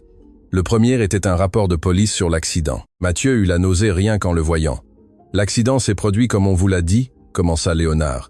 Le mari d'Adeline, Charles Lambert, conduisait en état d'ivresse. Il a traversé la voie. L'impact a été instantané, mais il y a des détails qui n'ont jamais été révélés publiquement. Quels détails? La voix de Mathieu n'était qu'un murmure. Léonard sortit un autre document. Hélène n'est pas morte immédiatement pendant la chirurgie, comme on vous l'a dit, Mathieu. Elle a vécu 3 heures de plus après que vous soyez parti de l'hôpital. Le monde de Mathieu s'arrêta. Quoi? Les médecins vous ont renvoyé chez vous parce qu'ils pensaient qu'il n'y avait plus rien à faire, mais elle s'est stabilisée temporairement, suffisamment pour faire quelque chose. Léonard sortit une enveloppe scellée, jaunie par le temps. Elle a demandé du papier et un stylo. Elle a écrit 2 lettres avant de mourir. Une pour vous, Mathieu. L'autre. Pour qui? Murmura Valentine. Pour ton père, Valentine. Pour Monsieur Leclerc. Le silence qui s'abattit sur la pièce était si dense qu'il était douloureux de respirer. Pourquoi mon père ne m'a-t-il jamais rien dit? Valentine pouvait à peine parler, parce qu'il a reçu la lettre le jour même où le scandale avec Adeline a éclaté. Le jour même où votre famille a commencé à s'effondrer. Il a gardé ces lettres dans un coffre-fort avec d'autres documents importants. Quand il est mort, son avocat avait pour instruction de les garder scellés jusqu'à ce que certaines conditions soient remplies. Quelles conditions? Mathieu demanda en tremblant. Jusqu'à ce que Mathieu Dubois et la famille Leclerc se retrouvent. D'une manière ou d'une autre, un jour. Ton père croyait que le destin les réunirait quand le moment serait venu. Valentine sanglota. Mon père savait, il savait tout le temps pour la connexion. Léonard hocha la tête. Et il a porté cette connaissance jusqu'à sa mort. Une partie du stress qui l'a tué n'était pas seulement le scandale financier. C'était de savoir que la famille de son gendre avait détruit une autre famille et de ne rien pouvoir faire pour arranger les choses. Mathieu regardait l'enveloppe à son nom comme si c'était une bombe. Ses mains tremblaient tellement qu'il ne pouvait pas la saisir. « Voulez-vous que je la lise en premier ?» offrit Valentine doucement en lui prenant la main. Mathieu hocha la tête, incapable de parler. Valentine prit l'enveloppe avec révérence, l'ouvrant soigneusement. À l'intérieur, il y avait 2 feuilles de papier, l'écriture clairement faite avec effort, quelques mots tachés de larmes ou de sang. « Mon cher Mathieu », commença Valentine à lire à voix haute, sa voix se brisant dès le premier mot. « Si tu lis ceci, cela signifie que je ne suis plus avec toi. Cela signifie que notre temps ensemble s'est terminé bien plus tôt que nous ne l'avions rêvé. » Mathieu sanglota silencieusement, des larmes coulant sur son visage. « Je veux que tu saches que nos années ensemble ont été les plus heureuses de ma vie. Chaque moment, chaque rire, chaque note que tu as jouée au piano pour moi et pour Lucie, tout était parfait. Tu as été le mari parfait, le père parfait. Hélène ?» Mathieu murmura les mots comme si elle pouvait l'entendre. Valentine continua, luttant contre ses propres larmes. Je sais que tu vas te blâmer pour cela. Je te connais, mon amour. Je sais que tu diras que tu aurais dû insister davantage pour que nous restions à la maison, que tu aurais dû conduire toi-même, que tu aurais dû faire 1000 choses différentes, mais j'ai besoin que tu comprennes quelque chose. Ce n'était pas ta faute. Rien de tout cela n'était ta faute. Le seul responsable était l'homme qui a décidé de boire et de conduire. Et je veux que tu saches que je lui pardonne. Même maintenant, mourant à cause de ses actions. Je lui pardonne parce que la haine ne crée que plus de douleur. Mathieu gémit, se repliant sur lui-même. Valentine arrêta de lire un instant, lui permettant de traiter. « Il y a plus », dit Léonard doucement. Valentine respira profondément et continua. « J'ai rencontré une femme à l'hôpital il y a des années quand nous étions toutes les deux enceintes. Son nom était Adeline. Nous avons parlé de nos rêves, de nos peurs, de nos espoirs pour nos bébés. Elle m'a dit qu'elle avait une sœur plus jeune qu'elle admirait beaucoup, une fille intelligente et ambitieuse appelée Valentine. Valentine haleta. Mathieu leva les yeux, ses yeux rouges et gonflés. « Si le destin existe, Mathieu, et que d'une manière ou d'une autre cette lettre t'atteint toi et cette famille, je veux que vous sachiez quelque chose. Le pardon est le seul moyen de se libérer de la douleur. J'ai pardonné à l'homme qui nous a ôté la vie. Je pardonne à sa famille de ne pas savoir, et j'espère que tu pourras aussi pardonner un jour. Il y a plus, insista Léonard, sa propre voix brisée par l'émotion. Valentine continua avec difficulté, sur notre petite lumière. Les médecins m'ont dit quelque chose avant que nous ne perdions connaissance, quelque chose qu'ils n'ont pas eu le temps de te dire. Elle n'a pas souffert, mon amour. L'impact a été si rapide qu'elle n'a pas ressenti de douleur. Je sais que tu te poseras cette question des milliers de fois. Je sais que l'image d'elle souffrant te hantera, mais ne le fais pas. Notre bébé est parti en paix, probablement en rêvant des histoires que tu lui as lues ce matin-là. Mathieu s'effondra complètement, des sanglots profonds secouant tout son corps. Valentine posa la lettre et le serra dans ses bras, pleurant avec lui, le soutenant alors qu'il se brisait. Léonard attendit respectueusement avant de parler. Il y a une dernière partie. Valentine ramassa la lettre avec des mains tremblantes. S'il te plaît, Mathieu, vis pour nous deux, rejoue du piano, retombe amoureux. Sois heureux à nouveau. Tu ne nous honores pas en mourant lentement, tu nous honores en vivant pleinement.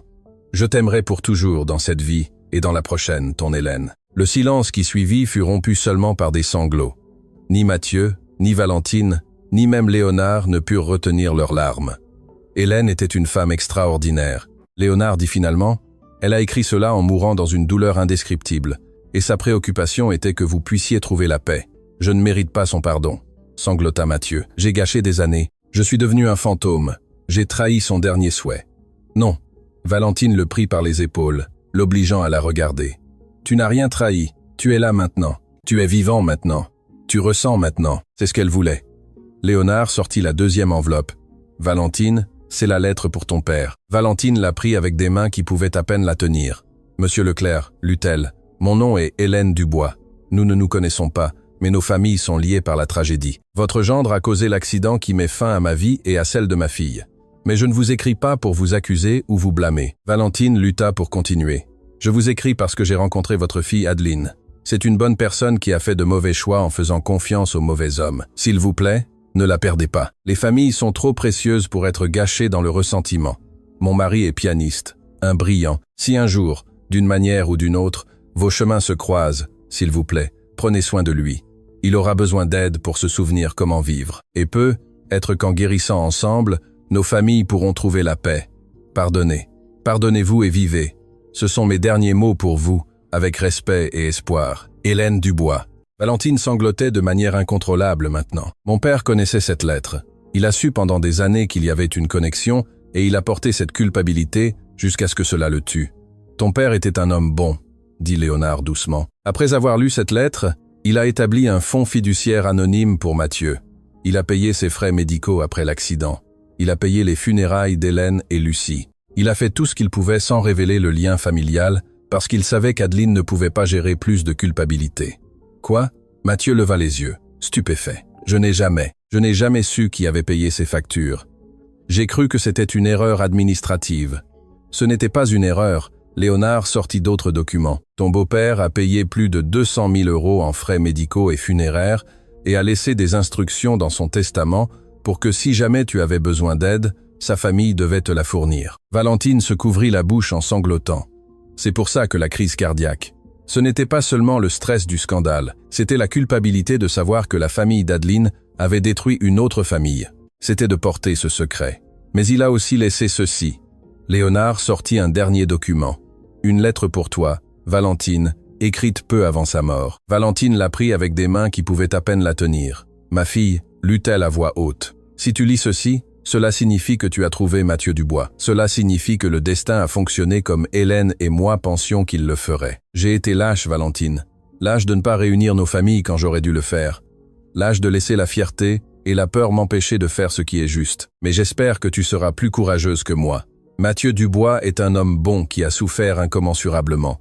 Notre famille lui doit une dette qui ne pourra jamais être remboursée. Mais juste peut être, pourrez-vous trouver la guérison ensemble? Deux âmes brisées par la même tragédie, s'aidant mutuellement à se reconstruire. Ne perds pas de temps comme je l'ai fait.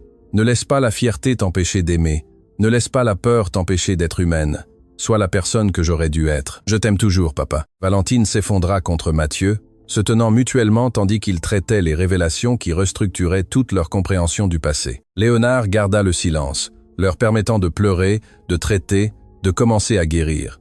Il y a une chose de plus, dit-il finalement quand les sanglots diminuèrent. Le détective a trouvé quelque chose sur Lucie. Mathieu leva les yeux, terrifié par plus de douleur. À l'hôpital, avant de mourir, ils ont fait un moulage de sa main. C'est une procédure standard dans de tels cas. Il a été conservé dans les archives hospitalières. Si vous voulez, je peux vous le procurer. Mathieu ne pouvait pas parler. Il hocha juste la tête, de nouvelles larmes coulant. Et une dernière chose, Léonard les regarda tous les deux. Hélène était enceinte quand elle est morte. À peine de quelques semaines, ils allaient probablement vous le dire après le concert. Le cri de douleur de Mathieu fut primitif, déchirant. Il n'avait pas seulement perdu sa femme et sa fille, il avait perdu un autre bébé qu'il n'avait jamais connu. Valentine le serra fort, pleurant avec lui, partageant une douleur si profonde qu'il n'y avait pas de mots. Léonard attendit de longues minutes avant de parler à nouveau. « Mathieu, Valentine, je sais que c'est dévastateur, mais c'est aussi libérateur. Maintenant, vous connaissez toute la vérité. Vous savez qu'Hélène a pardonné, que le père de Valentine a essayé de faire ce qui est juste, que tous deux souhaitaient que leur famille guérisse ensemble. Comment guérissons-nous de cela ?» demanda Mathieu d'une voix brisée. « Comment continuons-nous à vivre avec toute cette douleur? Ensemble, murmura Valentine en prenant son visage entre ses mains, comme Hélène et mon père l'ont dit, ensemble, en nous aidant mutuellement. Je ne te connais pas vraiment, dit Mathieu, et toi non plus, mais nous sommes connectés par quelque chose de plus profond que le temps. Nous sommes connectés par la perte. Valentine hocha la tête, par la culpabilité, par la douleur, mais aussi par l'espoir, par la possibilité que quelque chose de bon puisse sortir de quelque chose de si terrible. Léonard se leva discrètement. « Je vais vous laisser seul. Vous avez beaucoup à assimiler. Mais avant de partir, je veux dire quelque chose. Ce que vous construisez ici, ce mariage étrange qui a commencé pour de mauvaises raisons, je crois que c'est exactement ce qu'Hélène et Monsieur Leclerc espéraient. Deux personnes trouvant la lumière dans l'obscurité partagée. Quand il partit, Mathieu et Valentine restèrent enlacés sur le canapé, entourés de lettres et de documents qui réécrivaient leur histoire partagée. « Hélène t'a pardonné. » Valentine murmura à l'homme qui a tué ta famille. « Peux-tu pardonner à la mienne ?»« Ta famille n'était pas en faute. » Mathieu répondit. « Adeline a aussi été une victime. Ton père a porté une culpabilité qu'il ne méritait pas. Et toi, tu as été blessé par tout cela autant que moi. Alors nous pouvons guérir ensemble, dit Valentine. Non pas comme une question, mais comme une promesse. Ensemble, Mathieu répéta, scellant le vœu. Dehors, le soleil commençait à se coucher sur la ville. À l'intérieur du Penthouse, deux personnes qui avaient été brisées commençaient très lentement à se reconstituer. Les lettres d'Hélène restaient sur la table.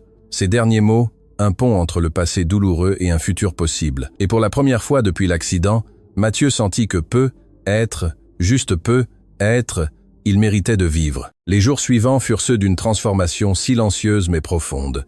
Le Penthouse, autrefois un musée froid, avait maintenant de la vie. Des photographies décoraient les murs. Hélène et Lucie, à côté d'images du père de Valentine. Des fleurs fraîches dans chaque pièce. Le piano que Valentine avait acheté par surprise occupait la place d'honneur dans le salon principal. Mathieu jouait tous les jours. Non plus des pièces tristes, mais des mélodies qui célébraient la vie. Valentine s'asseyait pour écouter, parfois travaillant sur son ordinateur portable, parfois simplement fermant les yeux et laissant la musique guérir des blessures qu'elle ne savait même pas avoir. Le mois touchait à sa fin. Dans 3 jours, selon l'accord original, il devait décider s'il continuait ou mettait fin au mariage. Mais quelque chose avait fondamentalement changé entre eux. Ils n'étaient plus des étrangers forcés de cohabiter.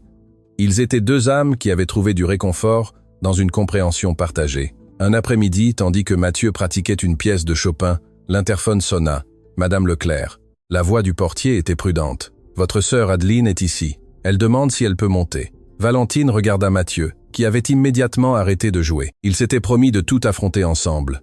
Laissez-la monter, répondit Valentine, sa voix ferme mais tremblante. Quand les portes de l'ascenseur s'ouvrirent, Adeline entra d'un pas hésitant. Elle avait l'air différente, plus petite d'une certaine manière, comme si la culpabilité avait rapetissé sa présence physique. « Bonjour Val », dit-elle doucement. « Bonjour Mathieu ». Valentine se leva, mais ne s'approcha pas.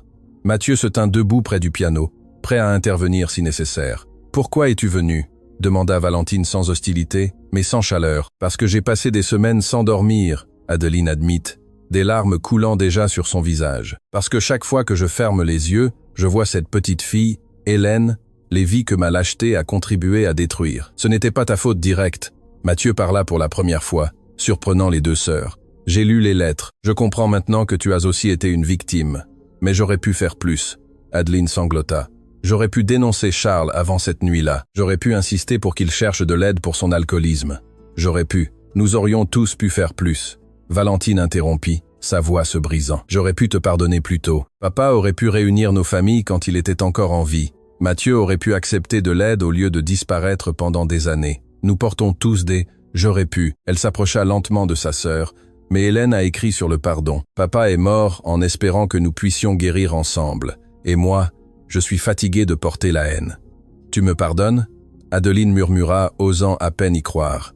Je te pardonne. Valentine ouvrit ses bras. Pas parce que tu le mérites ou non, parce que nous avons toutes les deux besoin d'être libres. Les sœurs s'étreignirent en sanglotant, des années de douleur et de Mathieu observait, les yeux humides. Après plusieurs minutes, Adeline se sépara de sa sœur et s'approcha de lui. « Mathieu, je sais qu'il n'y a pas assez de mots, » commença-t-elle. « Je sais que rien de ce que je dirai ne peut ramener ta famille, mais j'ai besoin que tu saches que j'ai vécu un enfer depuis que j'ai su qu'il ne se passe pas un jour sans que je pense à Hélène, à Lucie, au bébé qui n'est jamais né. » Mathieu respira profondément.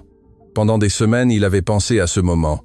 Pouvait-il vraiment pardonner ? « Hélène t'a pardonné ?» dit-il finalement. « Même en mourant, elle t'a pardonné. Qui suis-je pour faire moins qu'elle ?» Il tendit la main.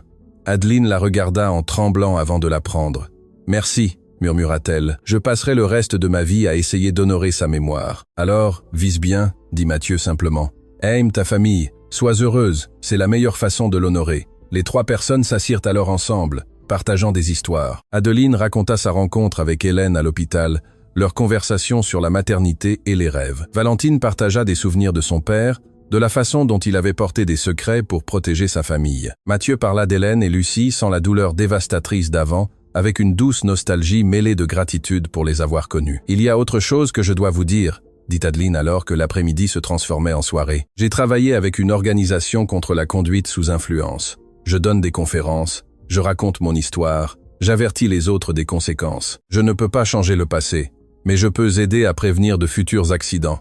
C'est magnifique, » dit Valentine sincèrement. « Papa serait fier. » Hélène aussi, ajouta Mathieu. Quand Adeline partit cette nuit-là, promettant de revenir bientôt pour un vrai dîner de famille, Mathieu et Valentine restèrent seuls dans le Penthouse, qui ressemblait maintenant à une véritable maison. « Dans 2 jours, le mois est terminé. » Valentine dit doucement. « Notre accord prend fin. Je sais. » Mathieu répondit en s'asseyant à côté d'elle sur le canapé. « Que veux-tu faire ?» Mathieu prit sa main, un geste qui était devenu naturel entre eux. « Il y a 1 mois, je te détestais. Je pensais que tu étais tout ce qu'il y avait de mauvais dans le monde. Froide, cruelle, sans cœur.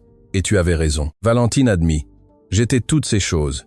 Mais maintenant je vois autre chose. » Mathieu continua. « Je vois une femme qui a été blessée si profondément qu'elle a construit des murs pour se protéger. Je vois quelqu'un qui apprend à être vulnérable à nouveau. Je vois quelqu'un qui m'a aidé à me souvenir comment vivre. » Mathieu, laisse-moi finir. Il l'interrompit doucement. « Il y a 1 mois, je voulais me venger. Je voulais que tu ressentes une fraction de la douleur que je ressentais. Mais en cherchant à te faire du mal, j'ai fini par me guérir et te guérir aussi. Alors, que dis-tu ? Je dis que je ne veux pas que cela se termine. Non pas parce que nous devons continuer avec un accord, mais parce que nous choisissons cela. Nous choisissons de continuer à guérir ensemble. » Valentine sentit des larmes couler sur ses joues. « Moi non plus. Je ne veux pas que cela se termine. Mais Mathieu, est-ce que quelque chose de réel peut naître de quelque chose qui a si mal commencé ? Regarde autour de toi. » Mathieu désigna les photographies sur les murs. De la tragédie la plus horrible est née une connexion. De la mort est né le pardon, de la perte est né l'amour. Pas un amour romantique encore, peu, être jamais, mais l'amour d'âme qui se comprennent. Et c'est suffisant pour toi? C'est plus que ce que j'ai eu depuis des années, Mathieu répondit honnêtement, et je crois qu'avec le temps, cela peut devenir quelque chose de plus, si nous le voulons tous les deux. Je le veux. Valentine murmura. Mathieu, je veux essayer. Vraiment essayer. Ils s'embrassèrent. Alors, pour la première fois, ce ne fut pas un baiser passionné de cinéma. Ce fut doux, hésitant, plein de promesses plus que de certitudes. Ce fut le début de quelque chose de nouveau, naissant des cendres de quelque chose d'ancien. 2 jours plus tard, Mathieu reçut un appel qui changerait tout à nouveau. Monsieur Dubois, la voix était professionnelle, excitée. Je suis Clara Laurent du Théâtre du Châtelet. Nous avons vu les vidéos de votre prestation au gala. Nous voulions savoir si vous envisageriez de donner un concert ici. Ce serait un retour officiel à la musique. Mathieu regarda Valentine, qui avait tout entendu. Elle hocha la tête avec enthousiasme. « Oui », répondit sa voix ferme. « J'accepte, mais à une condition. Laquelle ? Je veux que tous les bénéfices aillent à 2 causes. Une fondation à la mémoire d'Hélène et Lucie Dubois pour aider les familles qui ont perdu des êtres chers dans des accidents et l'organisation d'Adeline Leclerc contre la conduite en état d'ivresse. Ce serait magnifique, répondit Clara. Quand cela pourrait-il être? Et ce samedi? Mathieu suggéra. J'ai quelque chose à dire au monde et je ne peux plus attendre. Le samedi arriva avec un ciel dégagé et une attente électrique. Le théâtre du Châtelet était entièrement plein. Les médias couvraient l'événement sous tous les angles. L'histoire du pianiste disparu qui revenait marié à la milliardaire avait captivé l'imagination du public. En coulisses, Mathieu était étonnamment calme. Valentine ajustait sa cravate, ses mains tremblant légèrement. « Nerveux ?» demanda-t-elle. Terrifié, Mathieu admit. Mais aussi prêt. Pour la première fois depuis des années, je suis prêt. Ta famille serait si fière, dit Valentine, les larmes aux yeux. Notre famille, Mathieu corrigea. Parce que maintenant nous sommes une famille, toi et moi. Adeline entra alors, accompagnée de Léonard, Richard, Sophie et d'autres qui avaient fait partie de leur histoire. Il est temps, Adeline annonça. Le théâtre attend. Mathieu marcha vers la scène, ses pas fermes. Quand les rideaux s'ouvrirent, l'ovation fut assourdissante. Il s'assit devant le piano à queue, cet instrument qui avait été sa voix quand les mots ne suffisaient pas. « Bonsoir », dit-il au microphone, sa voix résonnant dans tout le théâtre. « Il y a des années, j'ai disparu de ce monde. J'ai perdu les personnes les plus importantes de ma vie et j'ai pensé qu'avec elles, j'avais aussi perdu ma musique. Le théâtre était dans un silence absolu, mais j'ai appris quelque chose. La douleur n'a pas à nous détruire, les pertes n'ont pas à nous définir. Et parfois, les personnes les plus inattendues nous apprennent à revivre. » Il regarda directement Valentine au premier rang. « Ma femme Hélène m'a demandé de vivre, de jouer, d'aimer à nouveau, et bien qu'il m'ait fallu des années pour comprendre ce que cela signifiait, je le fais enfin. Ce soir, je joue pour Hélène, pour ma fille Lucie, pour le bébé que je n'ai jamais connu, pour le père de ma femme, qui a porté des secrets pour protéger sa famille, pour toutes les personnes qui ont perdu quelque chose et croient qu'elles ne guériront jamais. » Il posa ses mains sur les touches. « Et je joue pour Valentine, qui m'a appris qu'il n'est jamais trop tard pour être humain à nouveau. » Il commença à jouer. La pièce qu'il avait choisie n'était pas le clair de lune cette fois. C'était quelque chose qu'il avait composé au cours des dernières semaines. Renaissance, il l'avait intitulé. La musique commença douce, mélancolique, pleine de la douleur de la perte. Mais progressivement, les notes commencèrent à changer. L'espoir s'entremêlait à la tristesse. La joie émergeait de la mélancolie. Chaque accord racontait l'histoire de la destruction et de la reconstruction, de la mort et de la renaissance. Il n'y avait pas un seul œil sec dans le théâtre. Valentine pleurait ouvertement, Adeline aussi. Même Léonard, l'homme d'affaires toujours contrôlé, avait des larmes coulant sur son visage. La musique grandit, construisant un crescendo qui représentait la vie, complète, imparfaite, mais belle. Et quand elle se termina finalement, avec des notes qui s'estompaient comme des soupirs d'espoir, le silence dura plusieurs secondes. Puis le théâtre explosa. Ovations debout, applaudissements qui ne semblaient jamais finir, cris de bravo résonnant dans chaque recoin. Mathieu se leva, des larmes coulant librement. Mais ce n'étaient pas des larmes de douleur, c'étaient des larmes de libération. « Hélène », murmura-t-il vers le ciel, « je l'ai enfin fait. J'ai enfin vécu. » En coulisses, après le concert, Valentine le serra fort dans ses bras. « C'était la chose la plus belle que j'ai jamais entendue de ma vie. C'était aussi pour toi, Mathieu dit, pour m'avoir appris que l'amour peut grandir même dans les circonstances les plus impossibles. »« L'amour » répéta Valentine, son cœur battant rapidement. « Oui », Mathieu la regarda directement. « L'amour. Je ne sais pas quand c'est arrivé exactement. Peut être quand tu m'as défendu devant les médias. Peut être quand tu as pleuré avec moi en lisant les lettres d'Hélène. Ou peut Être que ce fut 1 million de petits moments entre les deux, mais à un moment donné, j'ai cessé d'agir comme ton mari et j'ai commencé à l'être vraiment. Moi aussi je t'aime, avoua Valentine, se sentant plus vulnérable et plus forte que jamais. Je ne sais pas comment c'est possible, je ne sais pas comment quelque chose d'aussi beau a pu naître de quelque chose d'aussi douloureux, mais je t'aime. Ils s'embrassèrent alors, entourés d'amis et de familles qui applaudissaient. Ce n'était pas la fin d'une histoire, mais le début d'une nouvelle. Des mois plus tard, la Fondation Hélène et Lucie Dubois avaient aidé des centaines de familles. Adeline donnait des conférences dans les écoles, sauvant des vies en prévenant les accidents. Valentine avait transformé son entreprise, mettant en œuvre des programmes de dignité au travail et de valorisation des employés. Et Mathieu jouait à nouveau, non seulement pour des publics, mais pour le pur plaisir de créer de la musique. Un soir, à l'anniversaire de l'accident, Mathieu et Valentine visitèrent le cimetière. Ils déposèrent des tournesols sur les tombes d'Hélène et Lucie. « Bonjour mon amour ». Mathieu parla à la pierre tombale. « Je suis venu te présenter officiellement quelqu'un. Valentine, ma femme, je sais que ça semble étrange, mais je crois que tu comprendrais. Je crois que tu approuverais, » ajouta Valentine. « Hélène, merci d'avoir pardonné, d'avoir demandé que je vive, d'avoir lié nos familles avec tes derniers mots. Je promets de prendre soin de lui.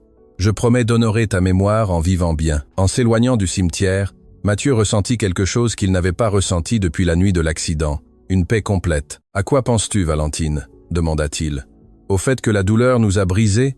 Mathieu répondit. « Mais en brisant, elle a laissé de la place pour que quelque chose de nouveau grandisse. Quelque chose qui n'aurait jamais existé sans cette rupture. »« Kintsugi » rappela Valentine. « La beauté dans les fissures. » « Exactement. » Mathieu sourit. « Nous sommes de la céramique brisée réparée avec de l'or. Les cicatrices font maintenant partie de notre beauté. » Ils marchèrent vers la voiture, main dans la main. Deux personnes qui avaient trouvé l'amour là où elles s'y attendaient le moins. De la tragédie était née une connexion. De la perte avait grandi une famille. Et du pari le plus cruel avait éclos l'amour le plus vrai. Parce que parfois les meilleures histoires commencent dans les pires moments, et parfois les personnes que nous attendons le moins sont exactement celles dont nous avons besoin. Le pianiste était revenu, la milliardaire avait trouvé son humanité, et ensemble ils avaient créé quelque chose de beau à partir des cendres de la douleur. C'était, à tous égards, une fin heureuse, mais plus importante encore, c'était un véritable commencement.